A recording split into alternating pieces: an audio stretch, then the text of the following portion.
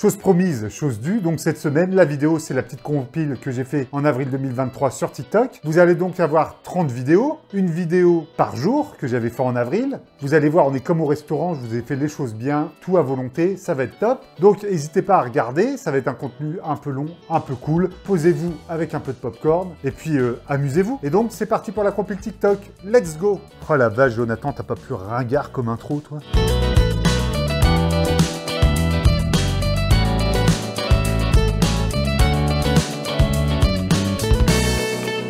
Je me lance un défi pour ce mois-ci. Publier un TikTok par jour pendant tout le mois. Alors on parlera cinéma, matos ou encore d'autres anecdotes. Et on va voir si l'algorithme TikTok suit la route et si vous aussi, vous êtes au rendez-vous. Et je répondrai aussi à vos commentaires, hein, n'hésitez pas à y aller, on mettra des commentaires. Donc il y aura des TikTok qui seront très travaillés, comme ici, avec un peu de lumière, machin. Puis je ferai peut-être des trucs aussi un peu plus à l'arrache, il y aura un peu de tout. Et donc là, on démarre tout doucement, c'est un petit TikTok de démarrage pour démarrer le projet. Et à partir de demain, il y aura donc un TikTok tous les jours. Les TikToks seront publiés tous les jours à la même heure, à 18 h. Alors si vous voulez me suivre dans cette aventure d'un TikTok par jour pendant un mois, abonnez-vous à ce compte. Et n'hésitez pas à me balancer vos meilleurs encouragements en mettant un petit commentaire. Et donc moi je vous dis à demain. Pour mon premier film, j'ai tourné avec une actrice quelque peu célèbre. Vous la connaissez sans doute pour son rôle de Captain Marlowe sur France 3. Je vous parle donc ici de Corinne Maziero. Donc moi c'était mon premier film, j'étais tout jeune, je crois que c'était en 2010. Donc j'avais 25 ans à peu près. Et c'était mon premier court-métrage en tant que réalisateur. Et avoir la chance de tourner avec une actrice comme Corinne pour un premier film, pendant les quelques jours de tournage où elle est venue, il y en avait 4 je crois, elle a été à l'écoute, super professionnelle et super bienveillante. Donc pour un petit jeune comme moi qui démarrait, c'était super de l'avoir à mes côtés. Donc ce court-métrage, c'était un conte pour enfants qui s'appelle Orphir et que vous pouvez trouver sur ma chaîne YouTube. Et donc vous trouverez dans l'un des rôles principaux Corinne Maziero. Elle joue une tenancière de bistrot un peu méchante, qui joue des sales tours à un paysan. Et donc comme ça, pour débuter un peu dans le métier de réalisateur, on peut dire que j'ai été vachement bien accompagné. C'est un peu comme si je venais d'avoir le permis et on me donnait une Porsche pour conduire. Avoir une comédienne de cette trempe pour un premier film, c'est un véritable cadeau. Et j'espère pouvoir retourner avec elle dans un projet futur. Et vous, est-ce que vous avez déjà vu Corinne dans des films où vous l'avez appréciée ou non? N'hésitez pas à me le dire dans les commentaires.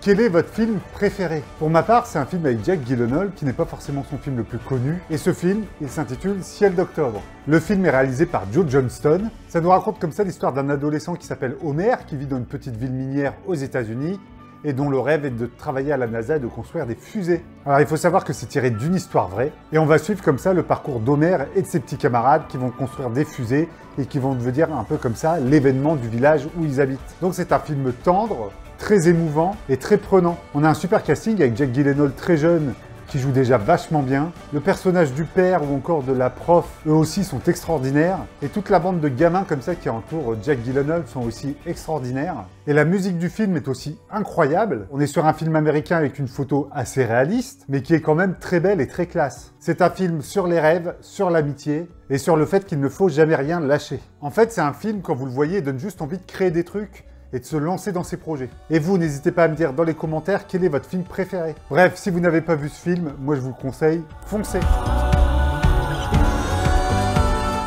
Alors il y a à peu près 2 ans, j'ai économisé, j'ai mis un peu de thunes de côté pour créer chez moi un petit rêve que j'avais depuis gamin, c'est une petite salle de cinéma. Alors attention, je vous parle d'un home cinéma plutôt qu'une vraie salle de cinéma. J'avais ce rêve-là depuis que j'étais petit en me disant que si un jour j'étais propriétaire, je me ferais une petite salle de cinéma chez moi. Et donc avec mon père et un copain ingénieur du son, on a fait ça il y a 2 ans. Alors j'ai un écran de 2,70 m, un vidéoprojecteur BenQ, un lecteur Blu-ray 4K Sony et un petit son 5 points de chez Focal. Et quel plaisir de pouvoir regarder des films sur grand écran dans une bonne qualité en HDR. Pour être tout à fait honnête, maintenant j'ai du mal à regarder mes films sur la télé. Même si je sais que les télés QLED ou OLED, on a vraiment une bonne qualité. Mais ça me manquait un peu, j'étais un peu frustré de regarder mes films sur une télé, je voulais un écran un peu plus grand. Et donc ce petit home cinéma, c'était cool. Ça m'a pas coûté une fortune, puis j'ai vidé quand même un peu mon compte en banque pour faire cette salle de cinéma. Et puis j'ai réalisé mon petit rêve de gosse au passage. Et ça fait plaisir. Si vous voulez plus d'infos sur le matériel que j'ai pu utiliser pour cette salle de cinéma, n'hésitez pas à me le dire dans l'espace des commentaires, je répondrai volontiers. Et vous, où regardez-vous vos films? Sur téléphone, sur télé, avec un vidéoprojecteur, dans le train, sur votre ordinateur? N'hésitez pas à me le dire aussi dans l'espace des commentaires. Donc ouais, ça fait quand même plaisir d'avoir réalisé son petit rêve de gosse. Alors il y a quelques années, il m'est arrivé une anecdote totalement folle avec les flics. Je vous raconte. Ça n'a rien à voir avec l'audiovisuel, mais j'avais envie de vous le raconter. Alors à l'époque, je vivais dans un appartement en face d'un salon de coiffure. Et un soir, il était environ 2 h du matin, j'entends du bruit dans le salon de coiffure en face de chez moi. Et c'était un bruit un peu sourd, un peu bizarre, enfin bref, un bruit pas normal quoi. Et donc je regarde par ma fenêtre, et là je vois 4 mecs qui sont en train de sortir avec une télé géante du salon de coiffure et qui sont en train de le cambrioler. Donc je suis carrément témoin du cambriolage là, de visu quoi. Ils ont même pas caché leur visage, on voit leur bagnole, enfin ils sont pas très malins. Et je me dis que je vais être assez cool et que je vais quand même prévenir les flics. Le temps de les appeler, bah vous vous doutez bien que les mecs qui étaient en train de cambrioler s'étaient déjà barrés. Au téléphone, je fais le signalement à la police, la manière dont les mecs étaient habillés, la marque de leur bagnole, la couleur de la voiture, etc., etc. Et pour moi, je croyais que ça allait s'arrêter là. Mais une bonne heure plus tard, donc on est en plein milieu de la nuit, hein, mais je ne dors toujours pas, je reçois un coup de fil des flics qui me demandent d'ouvrir mon volet. Donc je leur demande au téléphone pourquoi il faut que j'ouvre mon volet, et ils me disent qu'ils n'ont pas le temps, qu'il faut que j'ouvre mon volet, enfin bref. Et c'était le flic que j'avais eu au téléphone juste avant. Donc j'ouvre mon volet, et là, devant chez moi, les flics sont là avec les 4 cambrioleurs. Donc les cambrioleurs me voient, savent où j'habite, et en gros, ils voient que c'est moi qui les ai balancés. Et donc les flics qui me demandent au téléphone, ça va, c'est bien eux, vous pouvez me confirmer? Alors moi, je confirme comme un con, mais j'engueule les flics au téléphone. Vous vous rendez pas compte que vous êtes en train de leur dire où j'habite? Vous êtes totalement débiles. Les flics ont été totalement cons, et depuis, j'ai eu que des mauvaises expériences avec la police. J'en ai encore des anecdotes comme ça. Si vous voulez, je vous les raconte, n'hésitez pas à me le dire dans l'espace des commentaires. Mais dès que j'ai eu affaire à la police, ça a toujours été des emmerdes. Et vous, est-ce que vous avez déjà eu des expériences de merde avec les flics? Alors depuis, j'ai déménagé. Mais ce qui est cool, c'est qu'à l'époque, il y avait juste des cambrioleurs que j'ai balancés aux flics qui savaient exactement où j'habitais. Donc à l'époque, j'avais eu affaire à des flics de la BAC et honnêtement, ils n'avaient pas la lumière à tous les étages pour faire un truc pareil.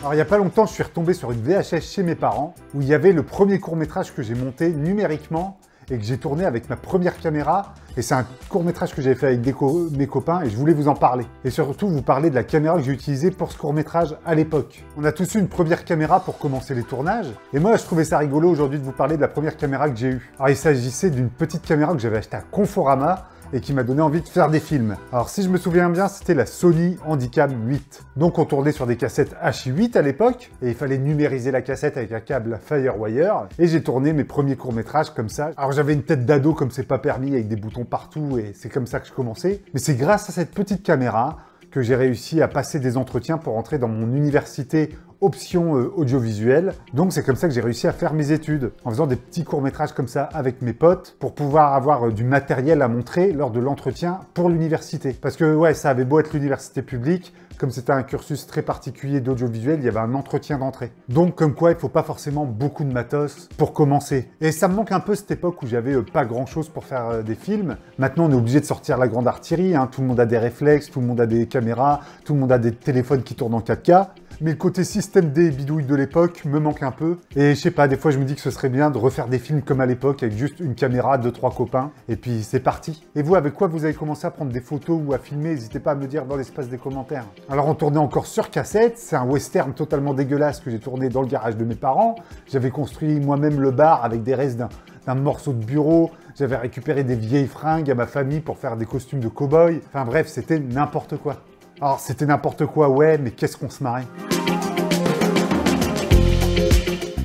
Les gars, il m'est arrivé un truc de fou. Alors si vous le savez pas, j'ai une petite chaîne YouTube où on parle cinéma et audiovisuel. Et il y a pas longtemps, il y a un festival qui m'a appelé en tant que youtubeur pour participer à leur truc. Donc moi au début, j'étais content, j'étais un peu fier.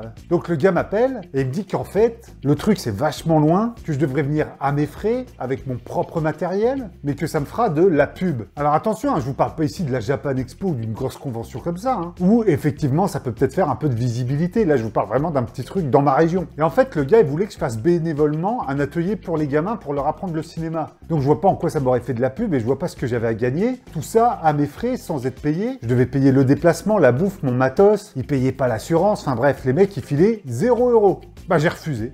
Bref, petit conseil, tant que vous le pouvez, refusez de bosser gratuitement. La visibilité, c'est des trucs qu'on vous promet, mais ça marche jamais vraiment. Sauf si vous avez affaire à Squeezie ou Joueur du Grenier ou des gens comme ça. Mais être payé en visibilité, c'est un truc vraiment que je veux plus faire, quoi. Et vous, est-ce que ça vous est déjà arrivé, des trucs comme ça, où on vous a demandé de venir bénévolement, vous avez donné de votre temps pour un projet un peu pourri? Alors en même temps, je leur jette pas la pierre parce qu'ils font ce qu'ils peuvent pour faire vivre leur festival, mais je trouve ça un peu culotté quand tu sais qu'ils font payer l'entrée du festival aux gens, de pas payer les intervenants. Parce qu'il y a quand même de la thune qui rentre dans l'événement. Ouais, je trouve ça un peu moyen. Alors on me demande souvent avec quelle caméra je tourne. Eh bien, je vais vous répondre tout de suite. Il s'agit de la Blackmagic 6K. Donc, c'est une caméra dite de cinéma, mais qui est quand même vendue à un prix raisonnable. Donc, comme son nom l'indique, elle tourne en 6K. Elle a un capteur Super 35. Alors, qu'est-ce que ça veut dire? Par exemple, si vous mettez un objectif 50 mm sur votre caméra, comme c'est pas à plein format, vous n'aurez pas vraiment du 50 mm. Il va y avoir un crop factor. Donc, vous aurez un peu plus que du 50 mm.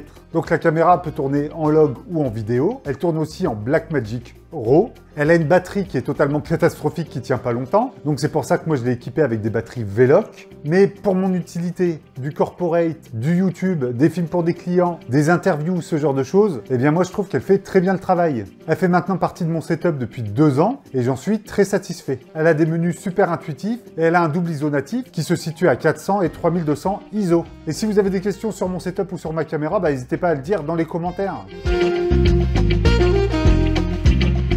Alors vous vous demandez sans doute comment je peux avoir des couleurs aussi chatoyantes autour de moi. Non. Et bien en fait c'est très simple, j'utilise des lumières connectées. Et c'est des lumières connectées de chez Philips. On est que 500 sur ce compte TikTok à l'heure où je tourne cette vidéo, donc vous vous doutez bien que c'est pas pour sponsoriser, rien du tout. Donc les Philips Hue, c'est Philips qui propose ces lumières connectées. Et ils ont plein de produits. Des bandeaux LED, des ampoules, des spots, des lampes de chevet, des plafonniers, bref, ils ont plein de trucs. Et honnêtement, j'en ai testé des lumières connectées et c'est sans doute les meilleures sur le marché. Alors tout ça, ça se contrôle avec une petite appli que vous avez ici. Donc vous voyez, je peux, hop, éteindre ou allumer les lumières. Je peux, bien évidemment, changer la couleur, mettre des scénarios, mettre des effets comme des feux de cheminée par exemple. Bref, je raffole de ces lumières. Si vous avez un décor à faire ou même si vous voulez donner une ambiance un peu cosy à votre intérieur, et ben en fait j'adore ces lumières. Alors pour que toutes ces lumières fonctionnent, il faut un pont qui est branché à votre box internet. Et le point négatif des Philips Hue, faut être honnête, c'est que c'est un peu cher. Alors c'est cher oui, mais la qualité est au rendez-vous. Et par exemple, vous pouvez les filmer avec n'importe quelle caméra, vous n'aurez jamais de scintillement ou de fourmillement. Alors que si vous achetez des ampoules connectées à 2 balles chez Action par exemple, alors ça va être très bien pour éclairer votre intérieur, mais si vous voulez les filmer, vous allez avoir des problèmes de fréquence de lumière et vous allez vite être embêté. Donc si c'est des lumières que vous voulez surtout mettre en vidéo, moi je vous conseille fortement les Philips Hue. Est-ce que vous utilisez ce type de lumière connectée? N'hésitez pas à me le dire dans l'espace des commentaires. Et c'est quoi le délire avec les bandes annonces des gros films? Je sais pas si vous avez vu, mais maintenant pour faire la promo de gros films, des gros blockbusters, qu'ils soient américains ou français, en fait, les mecs ils composent plus de musique pour les bandes annonces. On se tape que des vieilles reprises dégueulasses. Genre il y a pas longtemps, j'ai vu la bande annonce des 3 Mousquetaires. C'est un gros budget du cinéma français. Et ils ont été nous foutre Gangsta Paradise dans la BO. Et je trouve que personnellement, ça colle pas du tout avec l'ambiance du film. J'aurais bien aimé une musique d'époque, épique, composée spécialement pour la bande-annonce.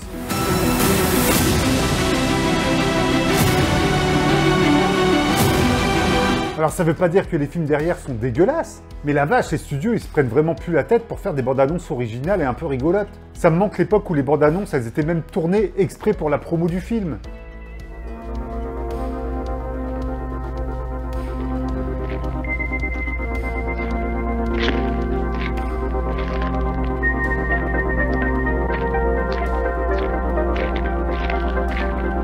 Et on composait une musique grandiose rien que pour la bande-annonce. Bref, je trouve que les bandes-annonces, ça devient de plus en plus pourri en fait. Alors je vais pas me faire des copains, mais je déteste les gimbals. Ça me fait chier ce genre de truc. Déjà, régler les 3 axes et tout, c'est toujours l'enfer. Ça prend un temps fou, il faut savoir équilibrer son boîtier avec son optique, ça prend qu'un certain type de poids, il faut prendre le bon gimbal qui correspond au bon matos. Bref, je trouve que c'est une galère à utiliser. Alors je sais m'en servir et je m'en sers de temps en temps pour certains projets, mais je déteste ça. Pour moi, en fait, le meilleur accessoire, c'est juste le trépied vidéo. Rien de tel que des petits panoramiques, des plans fixes. S'ils sont bien pensés, bien cadrés, moi je trouve ça super classe. Et en plus, tous les films publicitaires, tous les films de filmmakers, tout ça, maintenant ils nous font tous les mêmes images, leur espèce de travelling avant, leur truc au drone. Tous les films se ressemblent à coups de drone et de gimbal. Alors en fait, les drones, ça a juste remplacé l'époque où on louait des hélicoptères pour faire des plans aériens. Donc ça, je comprends. Mais les gimbals, je trouve que tous les gens qui filment avec ça font les mêmes plans et que tous les films se ressemblent. Et ça devient insupportable. Il suffit de voir les clips ou les pubs, ils ont carrément tous maintenant la même direction artistique. Donc ouais, moi, vous me verrez rarement tourner avec un gimbal. Si tu veux changer d'optique, c'est vite toute une organisation. Faut rééquilibrer tout le bousin. Le jour où on mettra notre caméra dans de gimbal, un peu comme pour les téléphones, qu'on allumera et que tout marchera comme ça, boum, d'un coup, peut-être ce jour-là je changerai d'avis et ce sera pour moi un véritable plaisir de tourner des projets avec des gimbals. Mais là, tant que c'est pas imposé par le client, tant que le projet ne le veut pas, ou tant que c'est pas une obligation dans ce qu'on raconte, j'évite au maximum de tourner avec ce genre de truc. Ça veut pas dire que je le fais pas, mais j'évite au maximum. Est-ce que vous utilisez des gimbals? Et si oui, sur quel type de projet? N'hésitez pas à me le dire dans les commentaires. Il y a un truc qui me prend trop la tête dans les magasins, c'est qu'on me demande d'ouvrir mon sac à dos à la caisse. Alors je vous explique pourquoi. En fait, moi, j'aime pas avoir mon portefeuille dans ma poche, pourquoi ça me saoule. J'ai toujours tout dans un sac à dos. Et à chaque fois que je vais dans les magasins, on vient me faire chier pour me demander à fouiller le sac à dos. Alors les mecs font leur travail, hein, pas de souci. Le problème, c'est que je vois d'autres personnes avec des sacs à main ou des petits caddies à roulettes qui sont 10 fois plus grands que mon sac à dos. Et eux, on leur demande pas d'ouvrir leur sac. Donc en fait, pour les magasins, il n'y a que les mecs qui peuvent voler. Une femme avec un sac à main ne peut pas être une voleuse. Ou une petite vieille avec son caddie ne peut pas être une voleuse. Et je trouve qu'il y a un peu un genre de délit de sale gueule là-dedans. Alors on est d'accord, c'est pas grave, mais à chaque coup, ça me pète les burnes. Alors voilà pour le TikTok du jour, c'est plutôt léger. J'avais juste envie de vous dire ça. Ça me prend la tête d'ouvrir mon sac à dos à chaque magasin où je passe pour prouver que je suis pas un voleur. Encore une fois, ces gens font leur boulot, mais qu'est-ce que c'est chiant! Alors il y a pas longtemps, je vous racontais que j'avais tourné mon premier film avec Corinne Maziero. Et ben en fait, j'ai eu la chance de tourner avec un autre acteur assez connu. Alors c'est un mec que vous avez pu voir dans James Bond, Le Nom de la Rose ou encore Indiana Jones 3. Et son nom, c'est Vernon Dobchev. Alors son nom vous dit peut-être rien, mais son visage, vous l'avez peut-être déjà vu quelque part, car c'est un de ses seconds rôles assez connus du cinéma américain. Et du cinéma français aussi. Donc on a tourné ensemble il y a quelques années pour un film qui s'appelle Transfert, un court-métrage de science-fiction que j'ai réalisé et pour lequel il a accepté de venir pour jouer le rôle d'un soldat allemand pendant la Seconde Guerre mondiale. Et le mec a beau avoir 80 balais, il était adorable, professionnel, et c'était une joie de travailler avec lui. J'ai quand même de la chance sur mes petits projets d'être aussi bien entouré. À chaque coup, je suis super content. J'ai toujours la chance pour chaque projet d'avoir des acteurs au top. Alors je pense que je vous apprends rien, mais quand on fait un film, il y a plusieurs étapes. Pour résumer, il y a l'écriture, le tournage, le montage et la post-production. Eh bien moi, bizarrement, l'étape que je préfère quand je fais un film, c'est pas le tournage, mais c'est le montage. Parce que c'est là qu'on réécrit le film et qu'on réinvente les choses. Et il y a aussi beaucoup moins de contraintes que sur un tournage. Donc comme je le disais précédemment, le montage, c'est là qu'on peut réécrire le film, que vous avez tout à réinventer. Et j'aime bien le montage parce que aussi c'est une étape un peu solitaire. On est soit seul avec son monteur devant l'ordinateur et on avance tranquillement. Et j'aime beaucoup le côté créateur solitaire un peu que ça apporte. J'adore le tournage et j'adore être entouré de monde, mais je sais pas, je suis un solitaire, je préfère le montage. Et vous, quelle étape dans la fabrication d'un projet vous préférez? Écrire l'idée, le tourner, le monter, l'étalonner, le mixer, faire la musique? N'hésitez pas à me le dire dans l'espace des commentaires. C'est là aussi qu'on va mettre de la musique sur le film, des bruitages et qu'on va donner corps et vie à tout ça. Et voir le film se construire devant ses yeux, c'est un véritable plaisir. Donc ouais, définitivement le montage, ça reste mon moment préféré dans la création d'un film. Donc on parle beaucoup d'audiovisuel et cinéma sur ce compte TikTok, mais j'ai une autre passion dont je voudrais vous parler ici, parce que je trouve que ça peut être cool, c'est les parcs d'attractions. Depuis petit, j'adore ça. Je suis sans doute ce qu'on pourrait appeler un fan park, et j'ai visité beaucoup de parcs d'attractions dans le monde. Alors vous êtes prêts? Je vais vous faire la liste très rapidement. Disneyland Paris, Parc Astérix, Walibi Belgique, Bellward, Efteling, Tokyo Disney Tokyo Disneyland, Disney World qui comprend plusieurs parcs, Universal Orlando, le plus vieux parc d'attractions du Japon, Freepertuis City, Nigloland, Toverland, Fantasyland, et je pense que je dois encore en oublier. Donc pourquoi j'aime ça, les parcs d'attractions? Parce que je suis projeté dans un univers imaginaire. Et quand tu mets un pied là-dedans, même si tu payes, hein, bien entendu, j'ai l'impression que tu peux mettre tes soucis de côté au moins le temps de la journée où tu es dans le parc, pour gagner des belles sensations dans le coaster ou en termes d'ambiance et d'immersion. Alors ce que j'aime dans les parcs d'attractions, surtout, c'est la thématisation, tout le folklore qu'il peut y avoir autour. Voilà pourquoi mon parc d'attractions préféré, c'est Efteling aux Pays-Bas, par exemple. Parce que j'adore l'ambiance du parc un peu à l'ancienne, comme ça, totalement hérité du dessinateur Anton Pieck. Et vous, quel est votre parc d'attractions préféré? N'hésitez pas à me le dire dans les commentaires. En tout cas, j'adore faire les coasters, les petites comme les grandes attractions. J'ai beau approcher des 40 balais, j'adorais toujours me prendre en photo avec Astérix, Mickey ou Pardoz, ou qui vous voulez. Bref, les parcs d'attractions, j'ai un peu l'impression d'être au cinéma dans la vraie vie, et d'entrer moi-même dans un film. Et je pense que c'est ça qui me plaît avant tout. Pareil, si vous voulez un TikTok un peu plus précis sur tel ou tel parc d'attractions, n'hésitez pas à me le dire dans les commentaires. On est arrivé à la moitié du défi que je me suis donné sur TikTok pour ce mois d'avril, donc c'est-à-dire un TikTok par jour, et je me suis dit que ce serait cool de faire un petit bilan. Alors comme promis, je vous poste un TikTok par jour. J'ai essayé de faire des choses assez qualitatives, avec de la belle lumière, du beau son, un peu de musique. Enfin, j'ai essayé de pas me foutre de votre gueule, quoi. Et on va dire que la mayonnaise prend à moitié. Alors il y a des vues, des likes, alors c'est pas énorme, hein, on casse pas tous les compteurs, mais il y a un peu de gens. Je trouve que vous êtes assez timide dans les commentaires. N'hésitez pas à interagir à la vidéo, à suivre le compte. C'est ça qui fera que je pourrai faire de plus en plus de contenu. Bien sûr, je suis pas découragé et je vais aller jusqu'à la fin du défi, jusqu'à la fin du mois, bien entendu. Alors peut-être que mon contenu n'est pas intéressant, ça c'est tout à fait possible. Peut-être que je suis chiant, ça c'est aussi possible. Mais je suis quand même content. Mais je vois qu'il y a quand même des gens qui se sont abonnés à ce compte. Il y a aussi des gens qui partent, hein, faut être honnête. Il y a quelques gens qui commentent de temps à autre. Et ça fait plaisir. J'espère que les sujets que j'ai abordés ces 2 premières semaines d'avril vous ont plu. Et s'il y a des sujets que vous voulez que j'aborde dans les 2 prochaines semaines à venir, n'hésitez pas à me le dire. J'ai eu aussi un commentaire qui m'insultait. Celui-là, je l'ai supprimé tout simplement. On va pas en faire un fromage. De toute façon, TikTok, c'est un terrain d'expérimentation. Ce qui est fun, c'est de s'amuser et de tenter des trucs. Donc moi, je continue à faire des vidéos qui me font plaisir en espérant vous faire plaisir à vous. Je vous dis donc tout simplement à demain pour la suite de ce défi TikTok d'une vidéo par jour. Pour parler audiovisuel, est-ce qu'il y a récemment un matos que j'ai eu qui m'a retourné un peu la tête? Eh bien oui, et c'est pas un matériel sur l'image, mais un matériel au son. Je vais vous parler ici du Zoom F2BT. Alors le Zoom F2BT est un enregistreur externe qu'on pourrait caricaturer en disant que c'est un micro-cravate, même si c'est pas vraiment un micro-cravate parce qu'il n'est pas relié à votre caméra, mais il prend le son en externe. Et pour moi, c'est une petite révolution technologique parce que cet enregistreur, que j'utilise là pour les vidéos TikTok par exemple, c'est une véritable révolution technologique parce que cet enregistreur prend le son en 32 bits, flottante.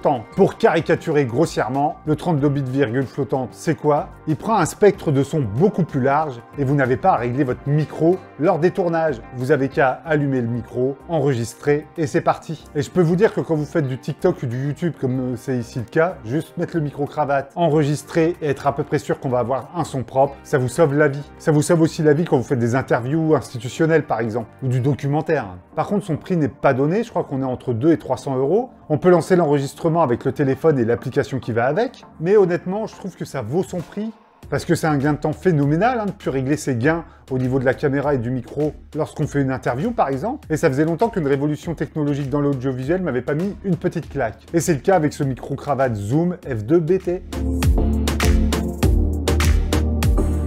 Je vais vous présenter un peu mon espace de travail où je tourne toutes mes vidéos TikTok et YouTube. Là où je tourne actuellement en fait. Donc j'ai un grand bureau en L que j'ai eu à Conforama. J'en suis plutôt content même s'il a une espèce de plaque à l'arrière que j'aimerais bien virer ou j'aimerais bien en changer un jour. J'ai mis beaucoup de Philips Hue pour l'ambiance un peu lumineuse parce que j'adore ça. J'ai un écran 32/9 de chez Samsung qui permet de faire du montage assez confortablement. La timeline sur un écran 32/9 c'est quand même assez confort. J'ai un autre écran ViewSonic qui me sert de retour vidéo et un autre écran HD de chez BenQ qui est vraiment pas d'une qualité folle, mais qui me permet de mettre mes barres d'outils, mes vectorscopes, tous les trucs comme ça qui servent juste à visualiser des trucs où il n'y a pas besoin d'une colorimétrie parfaite. Et ça, c'est un siège de gamer, tout ce qu'il y a de plus simple que j'ai eu chez Amazon. Si vous voulez plus d'infos sur mon setup de montage ou de tournage, n'hésitez pas à me le dire dans l'espace des commentaires, je répondrai à vos questions avec plaisir. J'ai un petit micro Blue Yeti X pour enregistrer quelques petites voix off pour YouTube ou quand je fais des lives sur Twitch de temps en temps. Les lives que je fais sur Twitch, je joue pas beaucoup, je fais juste des live quand je fais mes miniatures Photoshop par exemple, ou quand je fais un peu de montage vidéo. On reste dans le thème. J'ai aussi 2 néons de chez Alinea, où je peux changer la couleur avec une simple télécommande. J'ai aussi une petite webcam Logitech Brio 4K. Alors tout ça, c'est pas un setup parfait, mais pour mon utilisation, j'en suis pleinement satisfait. Alors mon espace de travail manque peut-être un peu de déco, pour être honnête, j'ai que 2 cadres, un de Captain America, le soldat de l'hiver, et un des premiers gardiens de la galaxie, à l'époque où j'aimais beaucoup le cinéma de Marvel, parce que depuis Endgame, je suis plus trop, ça m'intéresse plus trop. J'ai une souris Logitech aussi sans fil qui me plaît très bien, clavier Corsair, et un grand tapis de souris, mais qui prend beaucoup les poussières et qui prend les traces que j'aimerais bien changer un jour. Alors j'ai la chance d'avoir une pièce entièrement dédiée à YouTube et à TikTok. Donc j'ai aussi des petites étagères que j'ai achetées chez B&M en plastique où je range tout mon matos. Un canapé de chez Maison du Monde pour les gens qui veulent s'installer, les clients, les gens qui viennent un peu voir le montage. Moi cet espace de travail j'y suis très bien même s'il demande encore beaucoup d'améliorations bien sûr. Un clap, vous connaissez tous cet accessoire de cinéma. Mais est-ce que vous savez à quoi ça sert concrètement? Alors ici c'est un vieux clap qui m'a servi pendant des années sur des tournages. Eh bien ce son, le clap, et les bandes qui sont dessinées là servent tout simplement à synchroniser l'image et le son durant un tournage. Il faut savoir que lorsqu'on fait un film, le son et l'image sont pris à part. Et il n'y a pas forcément de son témoin à la caméra. Je vous parle de ça quand on fait un gros film de fiction, par exemple, long métrage ou court métrage. Et donc, ce clap, au moment où les bandes se dessinent et que vous entendez ce fameux bruit de clap, c'est à ce moment-là que, au montage, on synchronise le son et l'image. Sur votre waveform de son, vous avez le clac qui est dessiné et vous savez que c'est là qu'on peut mettre le son et l'image ensemble pour que le tout soit synchronisé. C'est sur le clap que vous aurez aussi diverses informations qui vont aider au montage, comme le nom de la production, le numéro de la prise et du plan. Toutes ces infos-là vont aider le monteur à tout synchroniser ou encore à dérocher le film. Bref, un clap, c'est un accessoire de cinéma indispensable sur les tournages, qui n'est pas là juste pour faire beau dans les making-of.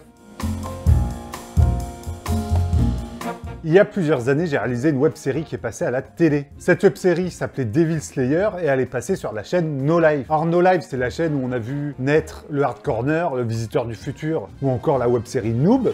Et en tant que joueur et fan de la culture japonaise, j'adorais No Life. Je passais ma vie devant cette chaîne de télé. Et quand j'ai vu qu'ils diffusaient des web-séries, je me suis dit que ça pouvait être intéressant de leur envoyer quelque chose. Donc je me suis mis à l'écriture et j'ai réalisé un pilote. Alors j'ai fait ça avec des connaissances à moi, des copains à moi, on n'était pas payé, rien. On faisait ça pour le fun. Et j'ai envoyé ces deux pilotes à No Life. Et c'est peut-être 1 an et demi après que j'ai eu un coup de fil du directeur des programmes de la chaîne qui m'a dit qu'il aimait bien notre motivation et qu'il allait diffuser la web-série sur sa chaîne. Donc moi j'étais vachement content, mais il y avait un petit problème, c'est qu'on avait tourné que 2 pilotes et depuis j'avais rien écrit, on n'avait jamais tourné la suite. Alors pendant 1 an, durant divers week-ends avec les amis, on va dire, on se retrouvait et on tournait cette web-série et je les envoyais et je les montais moi-même et je les envoyais à No Life dans la foulée. Ça a duré comme ça une petite année et c'était un petit rêve de gosse pour moi d'être diffusé sur No Life et je suis très content d'avoir participé à cette belle aventure qui était cette chaîne de télé. Et je peux vous dire que quand la chaîne est morte il y a quelques années et qu'on a vu le petit générique où ils tuaient les web-séries en shoot 'em up et que j'ai vu ma petite web-série se désintégrer, j'ai eu la petite larme à l'œil. Déjà c'était une équipe que j'adorais, une chaîne que j'adorais. Voir la fin d'une chaîne qui me parlait à moi plus particulièrement, qui me parlait vraiment au cœur, ça m'a fait beaucoup de peine. Mais en tout cas avec ma petite série Devil Slayer, je suis très heureux d'avoir participé à cette aventure. Si vous voulez plus d'infos comme ça sur ma petite web-série, n'hésitez pas à m'en parler dans les commentaires. J'ai toujours monté mes projets sur Premiere Pro, mais depuis quelques temps, je trouve que Premiere Pro monte ses limites, notamment dans l'étalonnage, où je le trouve pas assez précis. Et je trouve que l'interface de Premiere devient un peu rude, un peu à l'ancienne quoi. Sans compter les divers plantages de Premiere qu'on retrouve assez souvent, même si pour être honnête, moi j'en ai pas eu beaucoup. C'est pourquoi il y a pas longtemps, je me suis dit que j'allais passer à DaVinci Resolve. Et donc je fais l'intégralité de ma post-production sur DaVinci Resolve. Montage, étalonnage et montage son. Alors ici, je vous parle de YouTube et de TikTok et du corporate. Je vous parle pas de la fiction où c'est à part, où souvent ça se fait sur Avid et sur Pro Tools. Et depuis que je suis passé sur DaVinci, je suis très content. Le logiciel est super fluide, l'interface méga agréable. Si vous voulez faire de l'étalonnage, faire de la correction de couleurs sur vos projets, et allez-y, foncez. DaVinci, c'est le logiciel numéro 1 pour l'étalonnage. Les chutiers de DaVinci sont super bien organisés, c'est un plaisir. La timeline est méga lisible, le match frame est parfait, les transitions sont cool, les effets déjà inclus dans DaVinci sont pas cheap, alors que Premiere, on a des cubes ou des cœurs qui tournent. DaVinci, tout est moderne dans les effets et les transitions préintégrées. Donc Premiere, c'est vraiment cool, mais si vous voulez aller un peu plus loin, ouais, je peux quand même vous conseiller de passer sur DaVinci. Surtout qu'avec une carte graphique un peu faible, on peut faire des trucs en 4K ou en 6K sur DaVinci sans problème. Donc je ne regrette vraiment pas d'être passé de Premiere Pro à DaVinci Resolve. Alors ça se voit peut-être pas comme ça, mais je suis un petit gamer. Et aujourd'hui, j'ai envie de vous parler de mon jeu vidéo préféré. C'est un jeu qui était sur Dreamcast et qui s'appelle Shenmue. Alors Shenmue, c'est un jeu d'aventure et un peu de baston qui nous raconte l'histoire d'un adolescent japonais, Ryo Hazuki, qui va venger la mort de son père. Et pour ça, il voyage, il rencontre des gens. Il y a un tout petit côté RPG, vous allez à la rencontre de PNJ, vous allez chercher des quêtes. C'est un genre de jeu d'enquête, aventure, action. Ça mélange pas mal de genres. À l'époque où j'avais la Dreamcast, c'est un des premiers jeux que j'ai eu et je l'ai poncé à mort. Et c'est un jeu qui depuis me suit tout le temps. J'ai la figurine de Ryo Hazuki, même là, la petite casquette que j'ai, c'est Ryo dessus. J'ai même une borne d'arcade entièrement dédiée à Shenmue. J'ai les vinyles de la bande originale, parce que je trouve la musique magnifique. À l'époque, les graphismes de Shenmue 1 sur Dreamcast, c'était révolutionnaire. Personnellement, j'avais jamais vu un monde ouvert aussi vaste, où les gens faisaient leur vie. H24, on les voyait aller dans leur appartement, aller travailler. C'était fou pour moi à l'époque. Et après est arrivé Shenmue 2, qui se passait à Hong Kong, avec un monde ouvert encore plus grand, qui étoffait encore plus l'histoire. Et on a attendu des années avant de voir arriver sur PS4 Shenmue 3. Alors je sais que pour beaucoup, Shenmue 3, ça a été une grosse déception. Alors on est d'accord qu'il n'est pas aussi bon que les deux premiers et qu'il a un petit retard technique. Ça, j'en suis entièrement conscient, mais moi j'étais super heureux de retrouver l'univers de Shenmue en jeu vidéo et de pouvoir connaître la suite de l'histoire. Même si le gameplay est super raide et on a l'impression que le personnage a un balai dans les fesses, bah Shenmue 3, moi j'ai quand même beaucoup aimé. Shenmue, c'est un jeu vidéo qui m'a fait pleurer, qui m'a fait rire, qui m'a ému. Bref, c'est mon jeu vidéo préféré. Ils ont aussi sorti récemment Shenmue en animé, on peut le trouver sur ADN, je crois. Je vous le conseille, moi j'ai retrouvé tout l'univers du film et ça m'a beaucoup plu. L'animé reprend l'intégralité de Shenmue 1 et de Shenmue 2. Et vous, n'hésitez pas à me dire dans l'espace des commentaires quel est votre jeu vidéo préféré. Pour être tout à fait honnête, je commence à être un peu lassé des blockbusters américains. J'ai l'impression de plus voir des films d'animation que des films de fiction. Je m'explique. Maintenant, tout est numérique, tout est tourné sur fond vert. L'époque des blockbusters à l'ancienne me manque énormément. J'ai un amour fou pour les actionneurs des années 90, par exemple. Speed, Cliffhanger, Daylight, où l'action, c'était du dur de chez dur.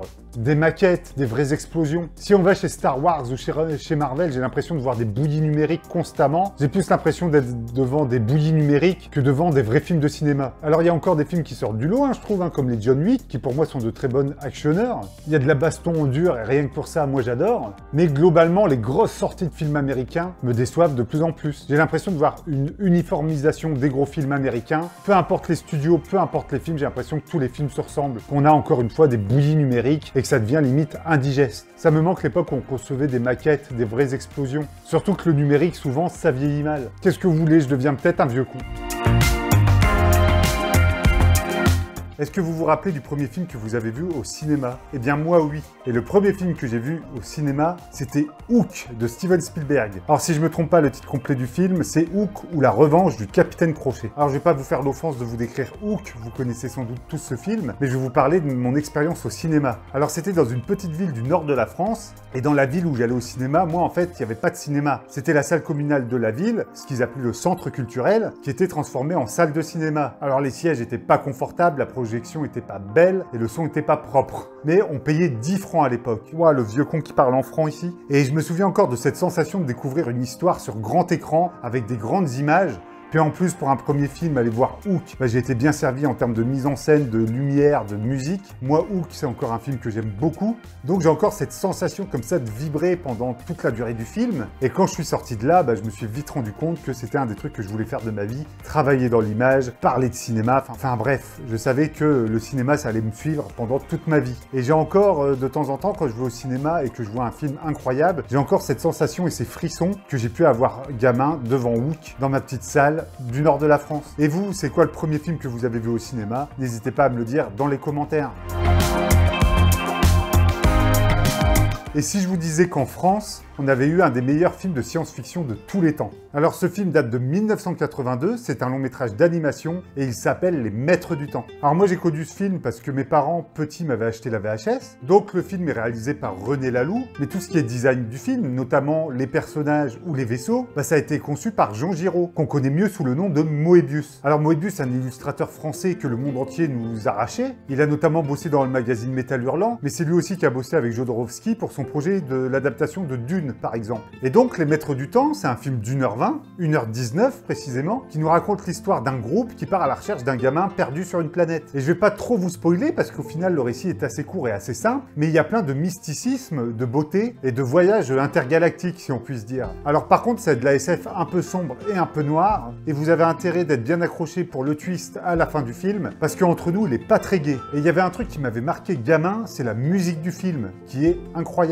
Il y a notamment dans le film le thème de fin qui est mémorable, avec ses chœurs incroyables, mais il y a aussi une berceuse chantée par un des personnages, et le thème s'intitule La berceuse de l'espace, et pareil, cette musique, à chaque fois que je l'écoute, j'en ai des frissons. Bref, si vous voulez découvrir de la SF française de qualité, le film se trouve assez facilement, et ça s'appelle Les Maîtres du Temps. Alors allez-y, foncez! J'entends beaucoup de gens dire que le support physique pour le cinéma, ça sert plus à rien. Les Blu-ray 4K ou encore les DVD. Et que maintenant qu'on a Netflix, Disney+, Amazon et toutes ces plateformes-là, et en fait, tout ça, ça sert plus à rien. Et pour être honnête, je suis pas tout à fait d'accord. Et je trouve que cet argument, il est totalement foireux. Je vais vous expliquer pourquoi. Déjà, quand vous payez un abonnement, les films, ils vous appartiennent pas. Ils appartiennent à la plateforme. Donc, du jour au lendemain, ils peuvent vous virer vos films ou vos séries préférées. Vous les verrez plus jamais. C'est mort. Deuxième chose, la censure. Je prends l'exemple de Disney+, qui censure ces vieux films. Un film comme Mélodie Mélodie du Sud, par exemple, n'est même pas sur la plateforme. Alors que, par exemple, moi, j'ai réussi à en dégoter une version Blu-ray du film. Donc ces plateformes-là, dès qu'il y aura la moindre petite polémique, ils vont faire du tri dans leur catalogue et vous pourrez plus voir leur contenu. Ensuite, on va parler de la qualité. Même si vous avez un bon débit, une bonne connexion, la qualité sur les plateformes, en termes de compression, en termes de débit, ce sera toujours moins bon que sur les supports physiques. Je parle notamment des Blu-ray 4K ici. L'image sera toujours meilleure sur un Blu-ray que sur un film, sur une plateforme, même si vous le regardez en HD. Pareil pour la 4K, ça sera plus propre un Blu-ray 4K que si vous regardez le film en 4K sur la plateforme. Alors je sais que la majorité des gens vont me dire « Ouais, mais moi je vois pas la différence ». Alors peut-être que tu vois pas la différence, mais cette différence, elle existe. Et moi perso, je la vois. Après, il y a aussi l'uniformisation des contenus. Par exemple, Disney+, ils vont nous sortir que des séries Star Wars. C'est à peu près ce qu'ils font. Amazon France va sortir que des comédies un peu connes. Et Netflix, beaucoup de séries qui sont malheureusement au rabais et qui vont annuler au bout d'une ou deux saisons parce qu'elles marchent pas. Donc tout ça, c'est des arguments qui font que moi, je reste au support physique. Et attention, ça veut pas dire que j'aime pas les plateformes. Je suis abonné quasiment à la plupart d'entre elles. Mais il y a aussi le plaisir de l'objet. J'adore tenir l'objet dans mes mains. Par exemple, sur Netflix, vous aurez jamais un projet collector avec une figurine, des affiches, des goodies. Alors qu'avec les Blu-ray collector, on fait encore ça. Bref, je vous en supplie, laissez pas tomber le support physique, c'est trop important. Il faut pas que tout ça, ça s'évapore pour que ce soit d'ailleurs les plateformes qui gèrent tout, parce que sinon ce sera un peu la mort de l'originalité, la mort de la création, et la mort des distributeurs et des indépendants par exemple. Bref, le support physique, c'est important et c'est primordial.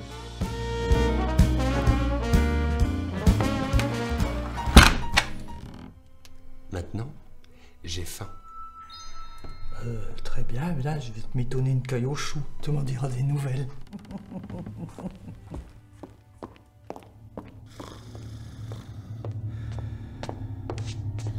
Luc! Luc! Avec toi, il y a du boulot. Va chercher des bonnes bouteilles à la cave. On a un pigeon à préparer.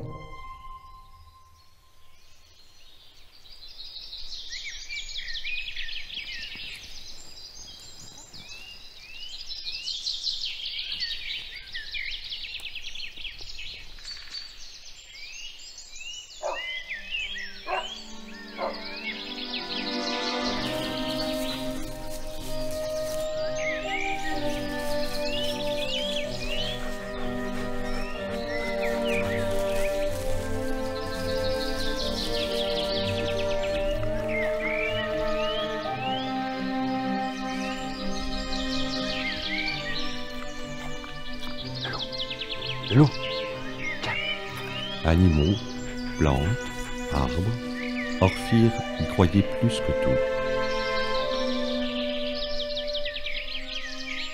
Il vivait au jour le jour, au contact de la nature, un peu trop peut-être. Mais il voyait une bonne âme dans chaque être vivant. À tel point que la méchanceté des hommes avait fini par assombrir son cœur simple et bon. Orphire avait gardé son âme d'enfant. Les jours et les années n'y changeaient rien. Rester un enfant, est-il une punition dans ce monde ?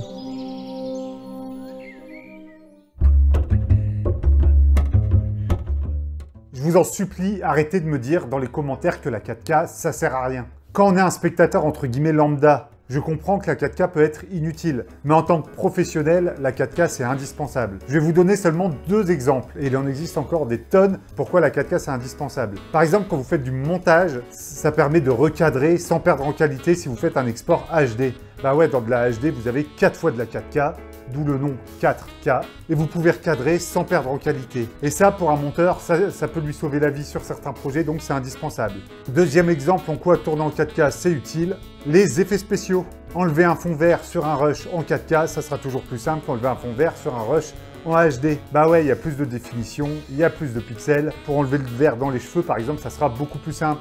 Bref, dire que la 4K ça sert à rien, c'est un raccourci qui commence un peu à m'énerver parce que je le lis un peu trop sur ce compte TikTok. Et surtout, souvent les gens qui me disent ça, c'est des gens qui connaissent pas grand chose malheureusement et qui savent pas vraiment de quoi ils parlent. Parce que c'est des gars qui vont faire du TikTok avec leur portable en HD. Alors j'ai rien contre, c'est très bien aussi, il en faut. Chacun fait de l'audiovisuel comme il le veut et comme il le sent.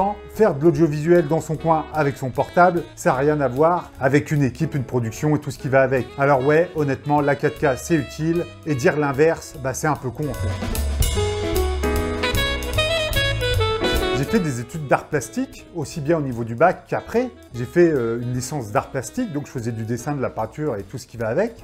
Et je trouvais ça rigolo de vous montrer aujourd'hui sur TikTok les dessins que je faisais à l'époque. Alors je faisais beaucoup de reproductions de portraits par exemple, et je faisais tout ça au crayon gris, tout bêtement. Alors vous allez voir, il y a des dessins de Gainsbourg, de Fighter in the Wind, ou même de Florent Pagny ou de Chewbacca. J'ai même fait un dessin de Yoda. Alors ouais, les dessins sont pas parfaits. Alors je vous montre ces dessins, mais c'est des dessins, faut savoir que je les ai faits il y a au moins 19 ans. Donc ça date, Et depuis, j'ai plus touché un crayon. Et ça me manque un peu le dessin. Mais j'ai peur de reprendre le crayon et de plus pouvoir savoir dessiner. Et d'être en fait une bouse en dessin et de plus savoir rien faire. Déjà qu'à l'époque, mes portraits n'étaient pas parfaits. Alors moi qui n'ai pas pratiqué pendant des années, j'ose pas imaginer ce que ça va donner maintenant. Est-ce que vous avez des tips pour se remettre au dessin et qui donnent la niaque, qui donnent l'envie de s'y remettre? Et pareil, si je me remettais au dessin, qu'est-ce que je ferais de ces dessins-là, à part le plaisir et le loisir? Donc c'est une question que je me pose. Est-ce que je dois me remettre au dessin ou pas? J'hésite. Est-ce que vous faites du dessin? Et si oui, qu'est-ce que vous utilisez comme matos? N'hésitez pas à me le dire dans l'espace des commentaires. Et moi, je vais tout de suite ranger mon classeur avec tous les dessins que je viens vous montrer parce que c'est bon, je me suis tapé la honte et on arrête là. Mon film d'animation préféré est un film d'animation français et il date des années 52-53 parce qu'il y a eu 2 versions du film. Donc tout dépend de celle que vous prenez et il s'appelle Le Roi et l'Oiseau. Alors c'est un film de Paul Grimaud en collaboration avec Jacques Prévert, le célèbre poète, qui nous raconte l'histoire dans un pays imaginaire d'un roi qui tombe amoureux d'une bergère. D'où le titre original du film, La bergère et le ramoneur. Parce qu'il y a aussi une histoire de ramoneur qui est amoureux de la bergère. Et dans ce film, on voit un peu comment le roi course la bergère et le ramoneur. Et pourquoi ça s'appelle Le Roi et l'Oiseau? Parce qu'il y a aussi un oiseau qui trône au sommet du château et qui fait chier le roi et qui aide la bergère et le ramoneur.